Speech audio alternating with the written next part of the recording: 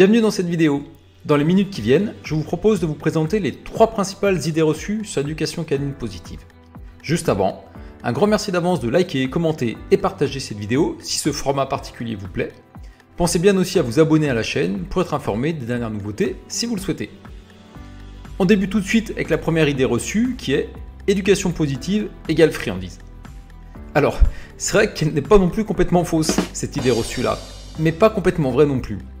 On utilise beaucoup la friandise, c'est vrai, en éducation canine positive, tout simplement parce que ça va faciliter les apprentissages, ça va nous permettre d'utiliser le leurre et donc d'éviter toute manipulation ou contrainte sur le chien. Par exemple, pour lui apprendre à s'asseoir, on n'a pas besoin de lui plier les cuisses, pas besoin de lui appuyer sur l'arrière-train, mais on peut le faire très facilement avec des friandises. Elles permettent aussi de favoriser des émotions plus sympas chez le chien et de valoriser au maximum les bons comportements. Surtout si on a beaucoup anticipé, de manière à aider le chien à adopter les comportements que l'on veut voir se reproduire plus fréquemment. Alors attention, ce n'est pas non plus pour ça qu'il faut faire n'importe quoi avec l'utilisation du leurre, parce que ça présente aussi un grand piège. S'il est mal utilisé ou utilisé trop longtemps lors de l'apprentissage, le chien va finir par vous obéir que s'il a compris, que s'il sait que vous avez des friandises avec vous. Ça c'est aussi un grand classique. Une fois que le chien a vu que vous n'aviez pas de friandises, il ne revient pas vous voir ou il ne fait pas ce que vous avez demandé, simplement parce qu'il a compris qu'il n'aurait rien. À un autre point, on entend aussi souvent dire « Bah oui, mais moi mon chien il n'est pas gourmand, alors comment je fais maintenant ?» Déjà, souvent il y a tout un panel de friandises à tester, et les gens ne testent pas suffisamment de choses, pas assez longtemps, pas assez de choses variées. Et en plus, les friandises ne sont rien obligatoire. C'est extrêmement pratique, ça marche pour la plupart des chiens, mais l'important en fait, évidemment, c'est de trouver la source de motivation et de récompense pour votre chien. Ça peut être un jouet, ça peut être une friandise un peu rare, en tout cas ce n'est pas du tout obligé d'utiliser des friandises.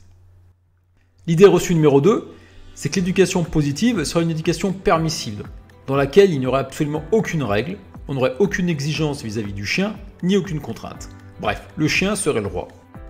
Alors ça aussi, évidemment, c'est complètement faux, mais vraiment totalement faux. Alors bien sûr, on va avoir des règles de vie à fixer, mais ces règles de vie, ce seront les vôtres. Elles ne seront pas basées sur une espèce de hiérarchie ou de dominance que voudra avoir le chien par rapport à vous, mais ce seront les règles de vie que vous allez vous créer, vous, à la maison. Est-ce que le chien aura accès à toutes les pièces ou pas? Est-ce qu'il va manger avant ou après vous, par exemple? Ce sera à vous de fixer les règles qui vous correspondent, tout simplement. On va également gérer énormément l'environnement, puisqu'en gérant correctement l'environnement, on va pouvoir éviter tout un tas de désagréments. Idem dans la gestion des interactions avec les autres chiens, notamment avec les chiots. Alors je vois souvent des chiots qui jouent entre eux en s'excitant comme c'est pas permis de s'exciter, et les gens me disent « Bah oui, mais moi je suis suivi par un éducateur positif, et il me dit de laisser faire. » Mais normalement ce n'est pas du tout comme ça que ça doit se passer. Alors soit l'éducateur ou l'éducatrice ne s'est pas bien expliqué, et les gens n'ont pas à ce moment-là compris ce qu'il ou elle voulait dire, soit l'éducateur ou l'éducatrice doit revoir complètement les concepts, parce que ce n'est pas du tout l'idée. On ne va pas laisser des chiots s'exciter comme des fous, sinon ils n'apprendraient rien de bien, hormis qu'on peut devenir surexcité quand on croise un congénère, et ça c'est pas vraiment l'idée du siècle. Alors on va bien sûr les laisser jouer, mais en surveillant, et dès que l'excitation va trop loin, il faut intervenir et stopper le jeu. Et ça va être le calme qui va permettre le retour au jeu, et ainsi de suite.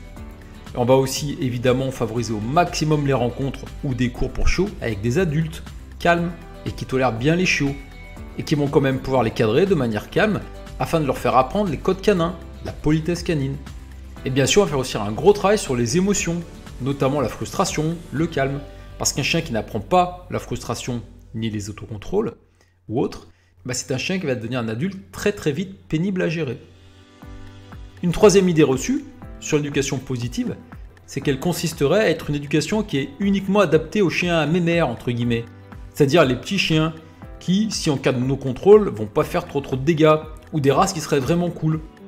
Ou alors ce serait une éducation vraiment de base. Mais cela aussi, c'est totalement faux.